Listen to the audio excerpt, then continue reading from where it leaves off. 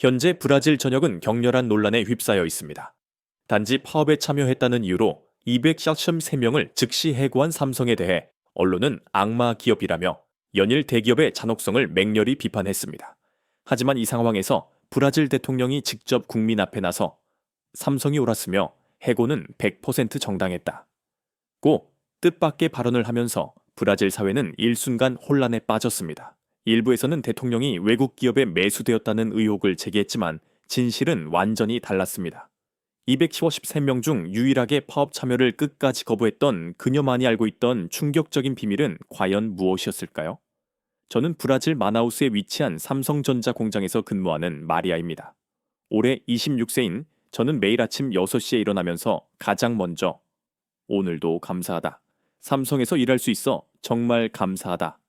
는 생각을 합니다.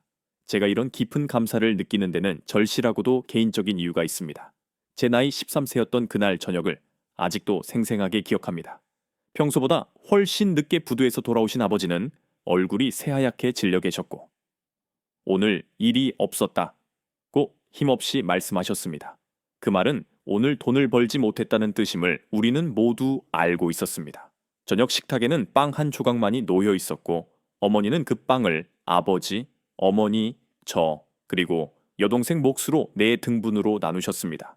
제 손바닥만 한 빵 조각을 받았을 때 배에서는 꼬르륵 소리가 났지만 저는 불평할 수 없었습니다. 어머니가 당신 몫을 제게 슬쩍 더 주시려는 것을 보았기 때문입니다. 어머니, 저는 배불러요. 라고 거짓말했지만 사실 너무 배가 고팠습니다. 하지만 심장이 안 좋으신 어머니가 굶으시면 더 위험하기에 어머니가 드셔야 했습니다. 그날 밤 잠들기 전 여동생은 제게 언니 배고파. 조금만 참아. 내일은 아빠가 일을 구하실 거야. 라고 속삭였지만 저 역시 배가 너무 고파 잠들 수 없었습니다. 우리가 살던 파벨라는 해가 지면 절대 밖에 나가면 안 되는 마약상들의 총격전이 다반사인 정말 위험한 곳이었습니다. 밤에 화장실에 가려면 너무 무서웠고 총소리가 들리면 바닥에 엎드려야 했습니다. 유리창도 깨져 있어서 바람이 그대로 들어오는 척박한 환경이었지만 저는 포기하지 않고 학교를 계속 다녔습니다. 공책이 없으면 신문지 공부했고 연필이 다르면 다른 아이들이 버린 연필심을 주워서 썼습니다. 때로는 선생님들이 안쓰럽게 여겨 공책을 주시기도 했습니다. 제가 16살이 되었을 때 제 운명을 바꾼 소식이 전해졌습니다. 삼성에서 마나우스에 기술 학교를 세운다는 것이었습니다. 심지어 파벨라 아이들도 무료로 다닐 수 있는 삼성 아마조나스 기술 학교라고 했습니다. 정말 공짜야? 저는 믿을 수 없었습니다. 하지만 사실이었습니다. 전자공학 기초부터 한국어까지 가르쳐 준다고 했으며 저 같은 파벨라 아이들에게는 기적과 같은 기회였습니다. 입학시험을 보러 갔을 때 깨끗한 교실, 새 책상, 컴퓨터까지 갖춰진 환경에 저는 꿈만 같았고 정말 떨렸습니다.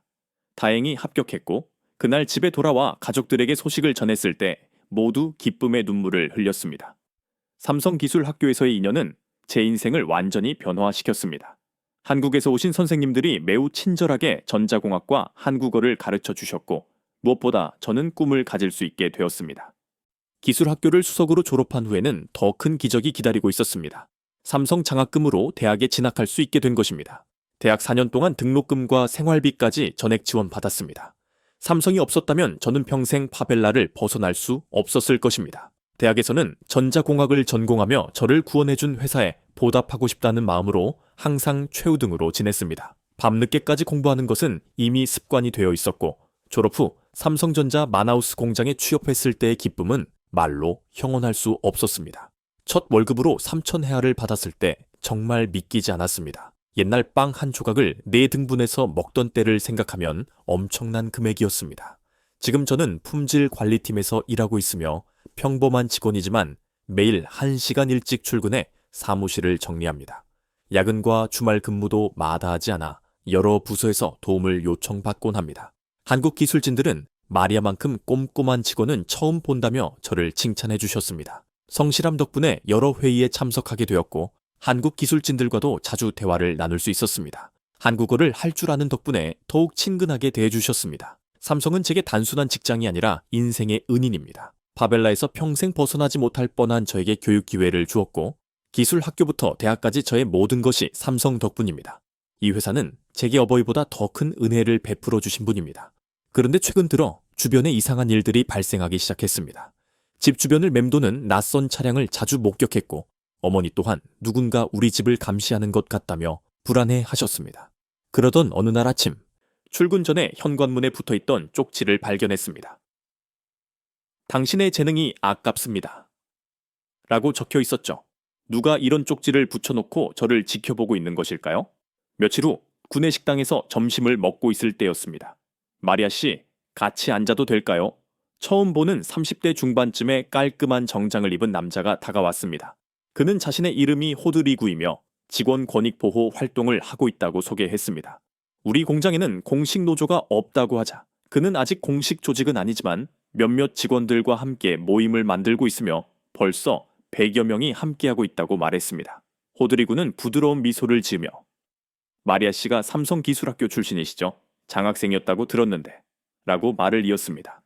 제 과거를 어떻게 알고 있는지 놀라 쳐다보자 그는 좋은 의미에서 관심을 가진 것이니 놀라지 말라고 맺습니다. 그는 저처럼 능력 있는 분이 제대로 대우받고 있는지 궁금해서 찾아왔다고 했습니다.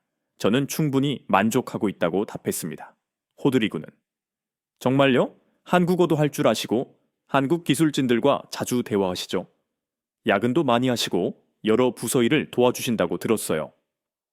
라며 제 일상을 너무 자세히 알고 있어 저는 불안해졌습니다.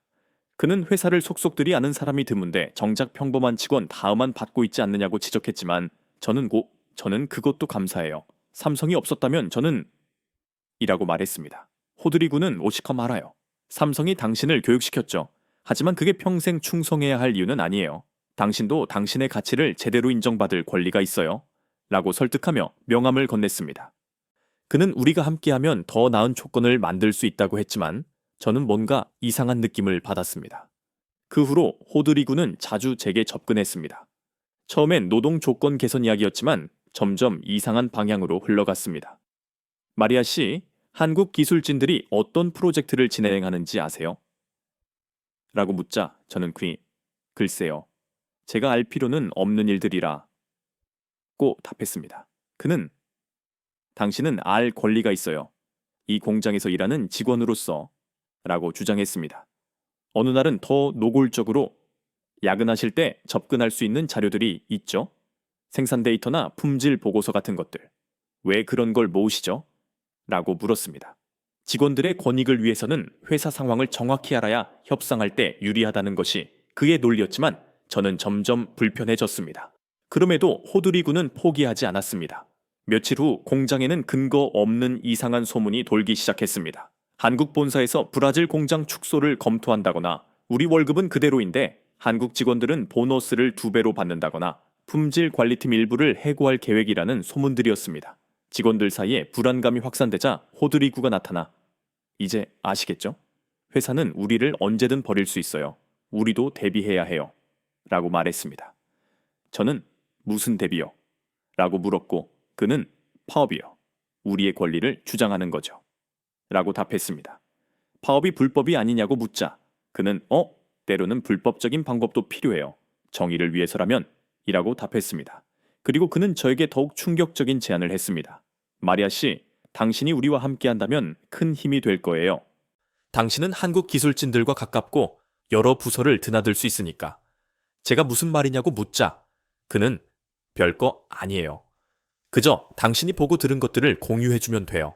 회의 내용이나 기술 자료 같은 것들 이라고 말했습니다. 아재 저는 확신했습니다. 이 사람은 단순한 노조 활동가가 아니었습니다. 죄송하지만 그런 건 할 수 없어요. 라고 거절하자 그는 왜요? 당신도 브라질 사람이잖아요. 외국 기업보다 우리나라 사람들을 생각해야죠. 라며 국가주의를 내세웠습니다. 저는 삼성은 저를 교육시켜줬어요. 제게 기회를 줬고요. 배신할 수 없어요. 라고 단호히 말했습니다. 호드리구의 표정은 차갑게 변하며 당신 정말 그렇게 생각해요? 그들이 당신을 교육시킨 건 싸게 부려 먹으려는 거였어요. 라고 비난했습니다. 저는 그렇지 않다고 반박했지만 그는 언젠가는 깨닫게 될 거예요. 하지만 그때는 너무 늦을지도. 라고 말하며 기회는 다시 오지 않아요. 잘 생각해 보세요. 라는 경고와 함께 자리에서 일어났습니다. 그가 떠난 후 저는 이 사람이 정말 원하는 것이 무엇인지, 왜 이런 제안을 하는지 불안해졌습니다. 집으로 돌아가는 길, 또다시 그 낯선 차가 천천히 저를 따라오는 것을 보았습니다. 집에 도착해 어머니께 이 이상한 사람에 대해 말씀드리자 어머니는 얼굴이 창백해지시며 마리아야, 오늘 낮에도 누군가 왔었어. 네가 삼성 학교 다녔는지 물어보더라. 고 하셨습니다. 심장이 쿵 내려앉았습니다. 그들이 우리 집까지 찾아왔다는 것은 대체 무슨 일이 벌어지고 있다는 의미일까요? 다음 날 호드리구가 더 많은 직원들과 함께 나타나 다시 한번 함께하자고 제안했습니다. 주변에 모인 동료들도 마리아, 우리는 동료잖아. 같이 싸우자. 회사만 편들지 말고 우리 생각도 해봐. 라며 저를 압박했지만 저는 고개를 저으며 미안해요. 전 참여할 수 없어요. 라고 거절했습니다. 그때 평소 친하게 지내던 동료 주왕이 나섰습니다. 마리아, 나도 처음엔 반대했어. 하지만 생각해봐. 우리가 얼마나 열심히 일하는데 대우는 형편없잖아. 주왕, 그래도 우리에겐 안정적인 직장이 있어요. 그것만으로도 감사한 일이에요. 라고 말했지만 주왕은 넌 삼성학교 나왔으니까 그렇게 말하지. 우린 그런 혜택도 못 받았어. 라고 응수했습니다. 그 말은 가슴에 비수처럼 꽂혔습니다. 제가 운이 좋았다는 것은 인정했지만 그렇다고 해서 회사를 배신할 수는 없었습니다. 호드리구는 재차 마리아 씨, 당신이 야근하면서 보고 들은 이야기들, 한국 기술진들과 나눈 대화 내용들만 알려주면 돼요. 별것 아닌 정보처럼 보이지만 우리에게는 중요해요. 라고 압박했습니다. 왜 그런 정보가 필요한 거죠? 라고 묻자 그는 어서 협상력을 높이기 위해서예요. 회사가 뭘 준비하는지 알아야 대응할 수 있으니까 라고 둘러댔습니다. 하지만 그의 눈빛에서 거짓말이라는 것을 알 수 있었습니다. 전 그런 일에 가담할 수 없어요. 죄송해요. 라고 단호히 거절하자 분위기는 싸늘해졌습니다. 한 직원이 당신 정말 끝까지 회사 편을 들 거예요? 동료들을 배신하는 게 옳은 일이야? 라고 날카롭게 물었습니다. 저는 전 누구 편을 드는 게 아니에요. 그저 옳은 일을 하려는 거예요. 라고 답했지만 호드리구는 더 이상 말을 잇지 못하게 제지하며 됐어요. 선택은 자유니까. 하지만 후회하지 마세요.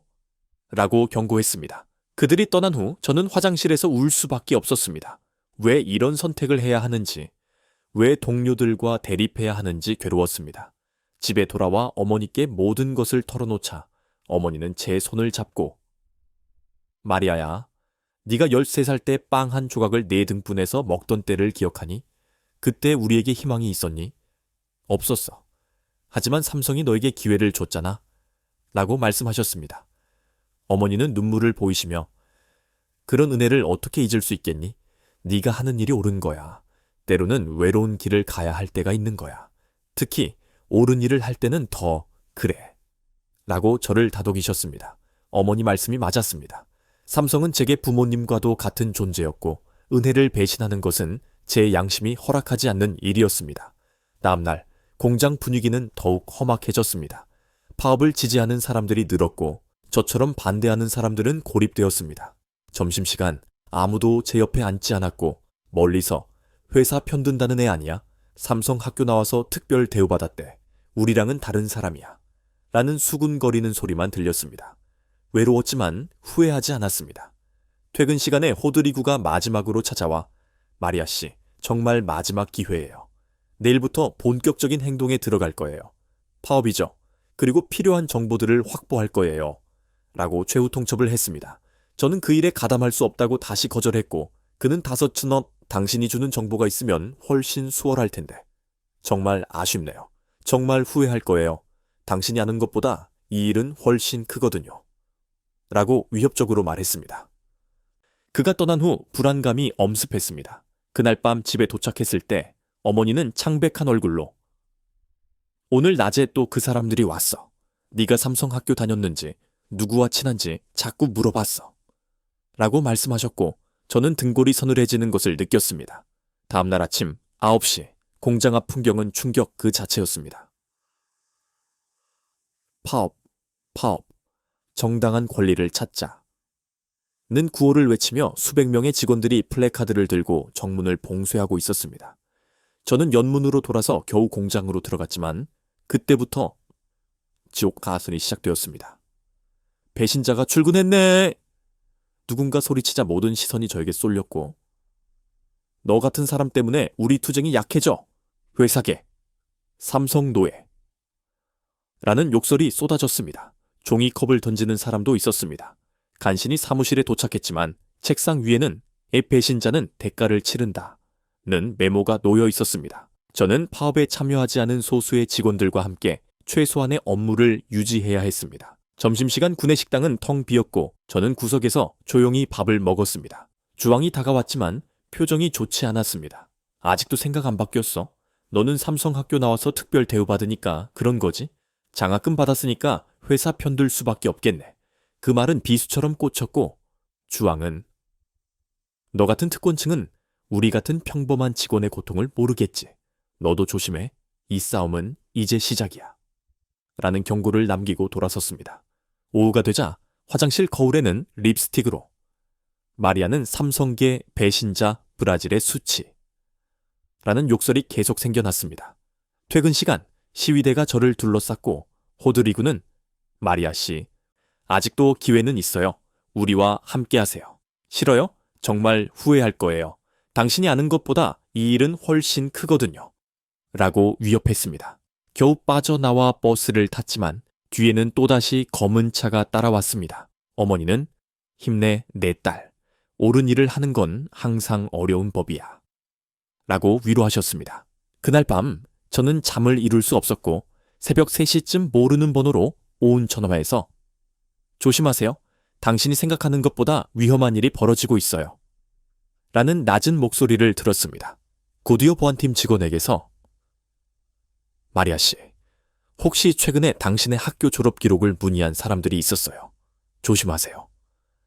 라는 문자가 왔습니다. 심장이 쿵쿵 뛰었습니다. 왜 그들은 제 과거를 파헤치는 것일까요? 파업, 일주일째. 저는 완전히 고립되었습니다. 매일 아침 출근은 전쟁이었고 욕설과 침 뱉기는 일상이었습니다. 사무실 책상엔 배신자는 끝까지 간다. 삼성계는 삼성학교까지 나왔나 보네. 장학금 받고 키워진 주제에 은혜도 모르고 라는 협박 메모가 놓였습니다. 가장 고통스러운 것은 동료들의 차가운 시선이었습니다. 어느 날 동료는 마리아, 넌 정말 양심이 없어? 우리가 이렇게 싸우는데 혼자 회사 편을 들어? 라고 물었고 전 그저 제 신념을 지키는 거예요. 라고 답했지만 그녀는 신념? 그게 삼성한테 충성하는 거야? 한국 주인님들 좋아하는 개 노릇? 이라고 비아냥거렸습니다. 점심은 늘 옥상 구석에서 도시락을 싸서 혼자 먹었는데 어느 날 경비원이 안전을 위해 마리아 씨는 옥상 출입 금지 지시가 내려왔다고 말했습니다. 오히려 더 불안했습니다. 그날 오후 호드리구는 낯선 남자와 함께 찾아와 마리아 씨, 우리가 뭘 원하는지 아시죠? 당신이 접근할 수 있는 정보들이에요. 한국 기술진들이 뭘 개발하는지, 신제품 계획은 뭔지 라고 노골적으로 요구했습니다. 이들은 단순한 파업이 아닌 다른 목적이 있음을 확신했습니다. 제가 거부하자 호드리구 옆에 남자가 위협적으로 다가와 당신 가족도 있잖아요. 어머니가 심장이 안 좋으시다고 들었는데 라고 말했습니다. 순간 피가 거꾸로 솟았지만 그는 걱정 마세요. 우리는 평화적인 방법을 원해요. 당신이 협조한다면 이라고 말했습니다. 어머니까지 위협했지만 저는 아무리 괴롭혀도 위협해도 삼성이 제게 해준 은혜를 생각하면 이 정도는 견딜 수 있어요. 라며 마음을 바꾸지 않았습니다. 퇴근 후 삼성기술학교에서 마리아 씨의 재학 기록을 요구하며 찾아온 사람들이 있었다는 급한 연락을 받았습니다. 그 다음날 아침 한국에서 새로 부임한 보안 담당 부장 강태석 씨와 사석 씨가 저를 찾아왔습니다. 우리는 공장 밖 조용한 카페에서 만났습니다. 부장님은 주변을 살피며 마리아 씨가 파업에 참여하지 않는 것 본사에서도 알고 있어요. 정말 용기 있는 결정이었습니다. 라고 위로해 주셨습니다. 부장님은 삼성이 키운 인재인 당신이 회사를 배신할 리 없다는 것을 우리도 압니다. 라고 덧붙여 주셨고 저는 드디어 저를 이해해 주는 사람을 만났다는 안도감을 느꼈습니다. 하지만 부장님은 지금 일어나는 일이 단순한 파업이 아니에요. 호드리구라는 사람, 그는 단순한 노조 활동가가 아닙니다. 라고 말씀하셨습니다.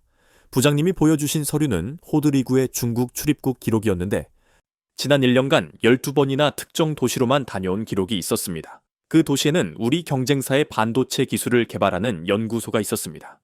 설마 산업 스파이라는 말씀이세요? 머리가 띵했습니다. 부장님은 마리아 씨에게 접근한 것도 우연이 아닐 것이라며. 당신은 한국어를 하시고 한국 기술진들과 가깝죠. 게다가 성실해서 여러 부서를 드나들 수 있고 완벽한 타깃이었을 거예요. 라고 설명했습니다. 소름이 돋았습니다. 그들이 정보를 요구했던 이유가 기술 유출 때문이었던 것입니다. 부장님은 파업 참가자 중 일부는 선량한 직원이겠지만 호드리구 주변 핵심 인물들은 다른 목적이 있을 것이라 의심했습니다. 그때 부장님의 전화화가 울렸고 통화를 마친 그의 얼굴이 창백해졌습니다. 마리아 씨, 지금 당장 여기서 나가세요. 누군가 우리를 감시하고 있어요. 따로 연락드릴게요. 며칠간 혼자 있지 마세요. 위험해요. 저는 급히 집으로 향했고 뒤따라오는 검은 차를 보며 문을 걸어 잠갔습니다. 그날 밤 강 부장님에게서 내일 정부에서 대대적인 수사가 시작될 것이라는 전화화를 받았습니다. 산업 스파이 조직이 일망타진될 겁니다. 그리고 많은 직원이 연루되어 있을 거예요. 다음날 아침 9시 공장은 연방경찰 수십 명이 들이닥치는 영화 같은 광경으로 발칵 뒤집혔습니다. 호드리구는 체포영장이 발부되어 수갑에 채워지는 순간에도 마리아! 넌 아직 진실을 몰라! 더 그는 뭐가! 라고 외쳤지만 경찰이 그를 끌고 가버렸습니다. 경찰은 계속해서 10명, 20명, 30명, 총 213명의 직원들을 체포했습니다. 체포된 사람들 중에는 제가 아는 얼굴들도 많았습니다. 오전 10시 긴급 전체 회의가 소집되었고 브라질 법인장이 대규모 산업 스파이 조직이 우리 공장에 침투해 있었습니다.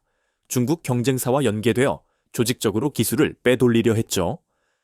라고 발표했습니다. 수사 결과 총 243명이 연루되었으며 이들은 모두 즉시 해고 조치되고 법적 처벌을 받게 될 것이라는 충격적인 발표였습니다. 그때 주왕이 일어나 난 아무것도 몰랐어. 그냥 호드리구가 시키는 대로 했을 뿐이야. 난 정말 몰랐어. 그냥 회사 불만 상황을 전달하는 줄 알았다고. 라며 울부짖었습니다. 비슷한 항변이 터져 나왔지만 법인장은 일부는 몰랐을 수 있지만 결과적으로 회사 기밀 유출에 가담한 것은 사실이라고 단언했습니다. 회의가 끝난 후 공장은 아수라장이 되었고 주왕이 제게 다가와 마리아, 미안해. 네가 옳았어. 우리가 속았어. 라고 사과했습니다. 강태석 부장님은 저를 부르시더니 마리아 씨 덕분에 더 큰 피해를 막을 수 있었어요. 당신이 끝까지 정보 제공을 거부했잖아요. 만약 당신이 넘어갔다면 핵심 기술이 유출됐을 거예요. 라고 말씀해 주셨습니다. 그제야 제가 왜 그들의 완벽한 타깃이었는지 깨달았습니다. 저녁 무렵 이 사건이 브라질뿐만 아니라 전 세계 삼성 공장을 노린 조직적 범죄였으며 중국 정부가 배후에 있었을 가능성이 높다는 충격적인 추가 뉴스가 전해졌고 피해 규모는 수십억 달러에 달할 뻔했습니다. 집으로 돌아가는 길 해고된 직원들이 저를 발견하고 네가 밀고 했지? 배신자! 동료를 팔아넘긴 배신자! 라고 욕하며 돌을 던졌고 저는 공포에 떨었습니다. 다음 날 해고된 주왕에게서 마리아, 넌 곧 위험해질 거야.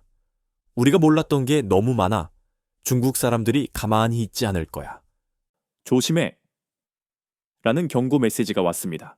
해고 발표 후 일주일 공장은 썰렁했고 남은 직원들 사이에도 불안감이 팽배했습니다. 강태석 부장님은 해고된 직원 중 일부가 당신을 원망하고 있다는 정보가 있어요. 특히 중국 쪽에서 당신에 대해 계속 캐묻고 있대요. 라며 조심할 것을 당부했습니다. 섬뜩했습니다.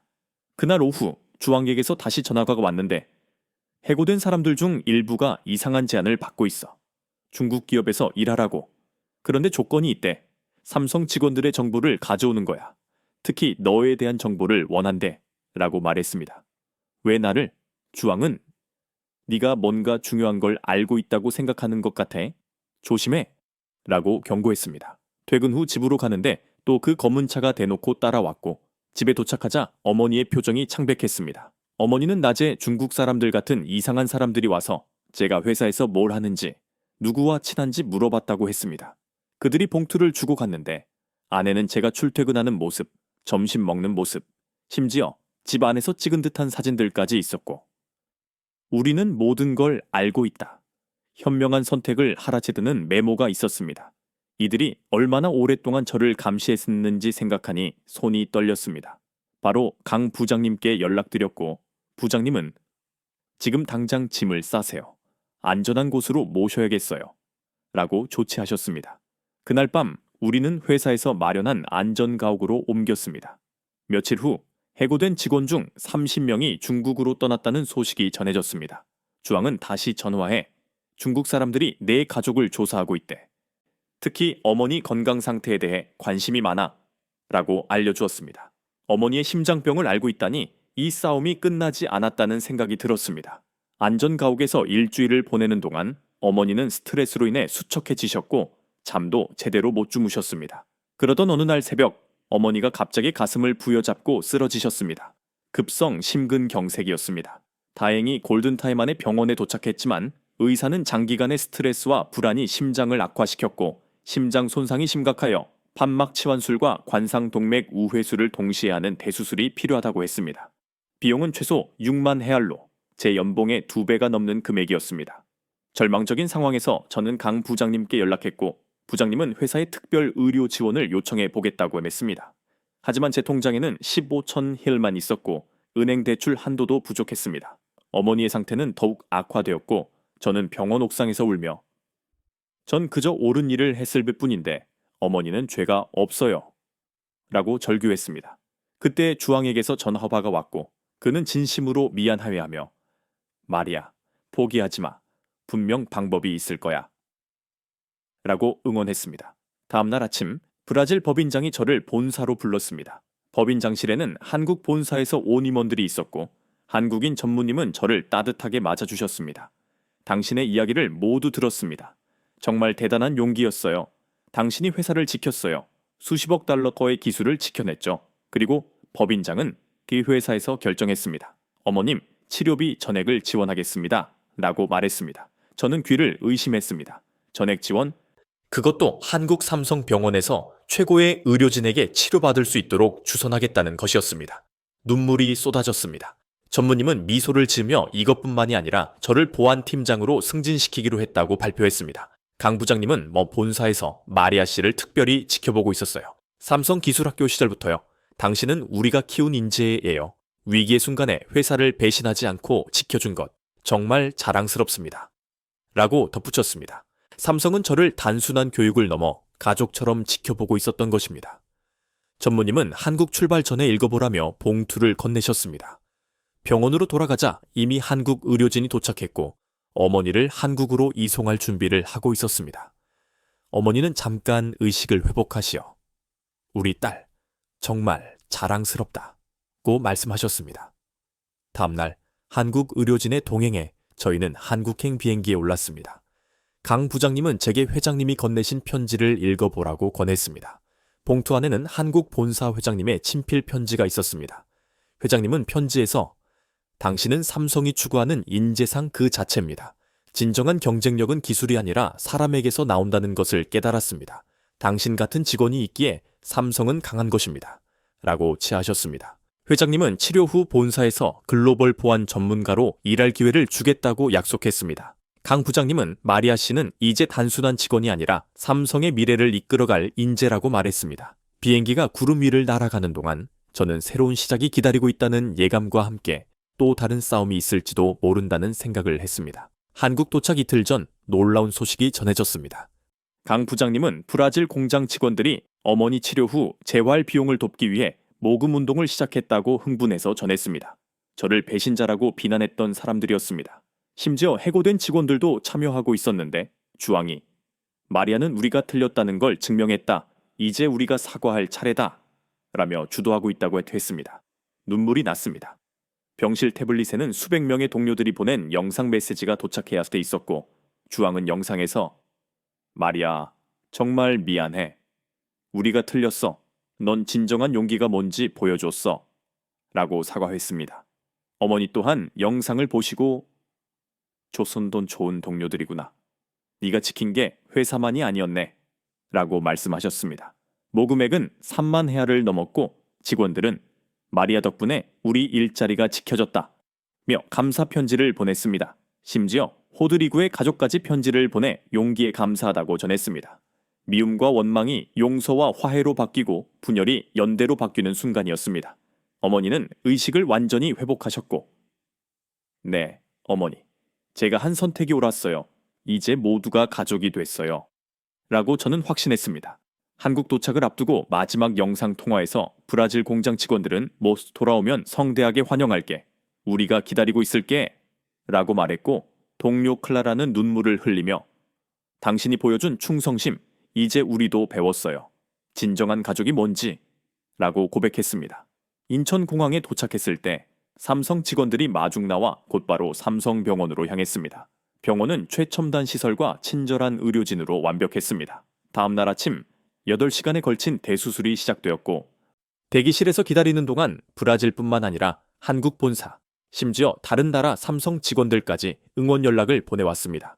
수술은 성공적이었습니다. 일주일 후 어머니가 일반 병실로 옮겨졌고 삼성 인사팀장님은 회복 기간 동안 저에게 글로벌 보안 전문가 과정 연수를 받을 것을 제안했습니다. 또한 전 세계 삼성 직원들이 모은 성금 봉투를 건네며 부담 갖지 마세요. 우리는 가족이니까요. 라고 말했습니다. 서울의 야경을 보며 어머니는 마리아야, 네가 선택한 길이 옳았구나. 라고 말씀하셨고 저는 삼성이 진짜 가족임을 확신했습니다. 한국에서 2달을 보내며 어머니는 빠르게 회복하셨고 저는 연수를 수료했습니다. 베트남, 인도, 멕시코 등 다른 나라 직원들 역시 삼성이 자신들을 교육시켜주고 도왔기에 가족이라고 느끼고 있었습니다. 영상통화에서 브라질 동료들은 저를 보스초은 보안팀장님이라고 부르며 돌아와 달라고 애원했고 그들은 진정한 적이 외부에 있었음을 깨달았다고 말했습니다. 브라질로 돌아가기 전날 CEO를 만났습니다. CEO는 앞으로 브라질뿐만 아니라 남미 전체 보안을 맡아주세요. 라고 요청하며 저를 특별 공로상 수상자로 선정했습니다. 봉투 안에는 어머니 평생 의료 지원을 약속하는 내용도 담겨 있었습니다. 브라질로 돌아가는 비행기 안에서 어머니는 네가 옳은 선택을 했기 때문이야. 어려운 순간에도 신하이를 지켰잖아. 라고 말씀하셨습니다.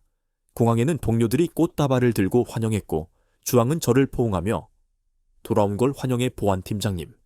덕분에 우리 모두가 정신 차렸어. 라고 말했습니다. 저는 이제 가족은 피로만 맺어지는 것이 아니라 신뢰와 충성, 그리고 서로를 위한 마음으로 만들어진다는 것을 알았습니다. 보안팀장이 된 지 1년 후 저는 희망 프로젝트 탐을 시작했습니다. 파벨라 청소년들을 위한 교육 프로그램이었는데 제가 받은 은혜를 다른 아이들에게 나누는 것이었습니다. 주왕도 강사로 참여했습니다.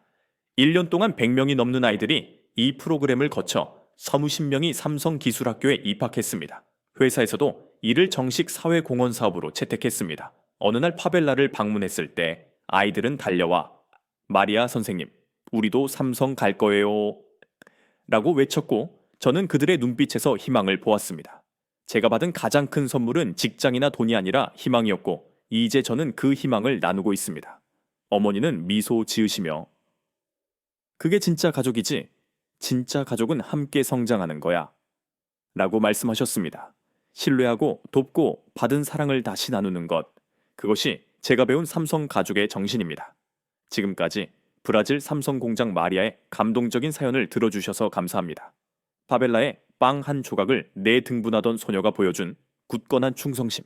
모두가 외면할 때 홀로 신념을 지킨 용기는 그녀에게 무엇을 안겨주었을까요? 바로 진정한 가족이었습니다. 때로는 옳은 길이 가장 외롭고 험난한 길이지만 그 길의 끝에는 예상치 못한 크나큰 선물이 우리를 기다립니다. 이 영상을 시청하신 구독자님들, 만약 지금 어려운 선택의 기로에 서 있다면 이 마리아의 이야기를 공유해 주십시오. 여러분의 작은 공유가 누군가에게는 흔들리지 않을 용기와 믿음이 될 수 있습니다. 시청해 주셔서 감사합니다.